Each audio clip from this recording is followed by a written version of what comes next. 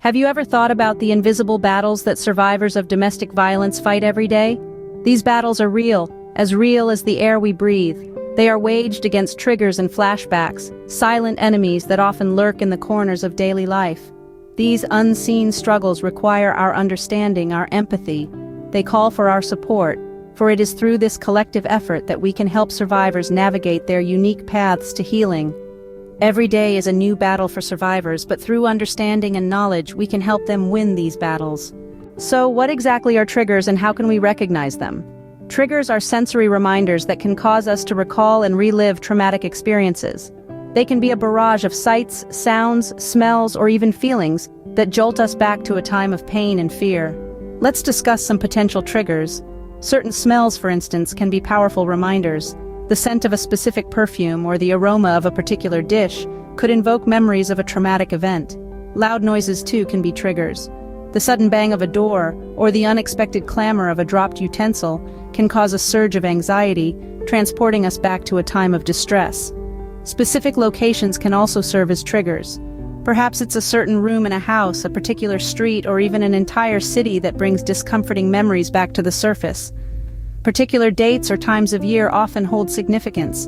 Birthdays, anniversaries, or the holiday season could potentially bring back painful memories. Even certain phrases or words can trigger a response. They could be seemingly innocuous, everyday phrases, but they hold a different meaning for someone who has experienced trauma.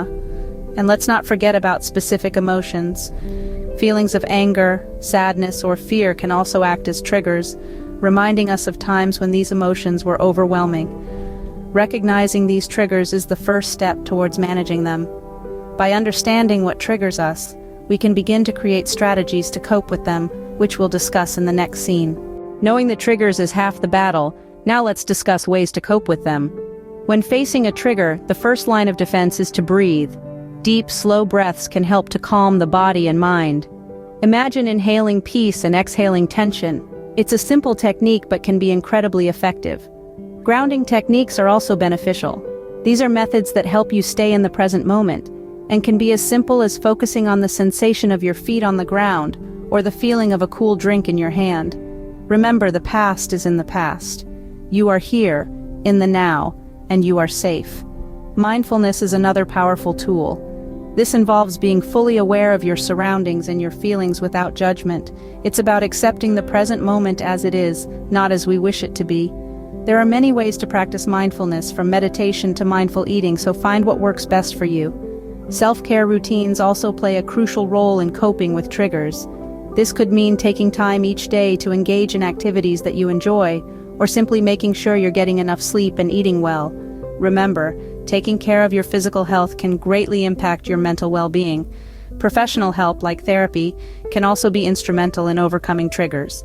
Therapists can provide you with personalized coping strategies and tools to handle difficult emotions. It's important to remember that asking for help is not a sign of weakness, but rather a sign of strength. Lastly, don't forget the power of positive affirmations. Repeating positive statements to yourself like, "I am strong," "I am safe," "I can handle this," can help to reframe negative thoughts and strengthen your resilience.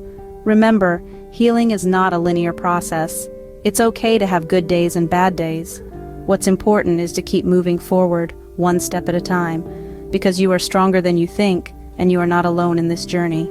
Understanding triggers and coping strategies is a crucial part of supporting survivors of domestic violence. And we've covered some ground in this video, haven't we? We delved into the unseen struggles, the silent battles fought every day, and how we can bring them to light. We've identified 10 common triggers, those moments or situations that can spark a flashback or a surge of emotions. And we haven't just left it there, have we? No, we've explored coping strategies too, practical, effective ways to navigate these triggers and manage the emotions they bring. Remember, understanding is the first step to support, and support is the cornerstone of recovery. So, let's keep the conversation going.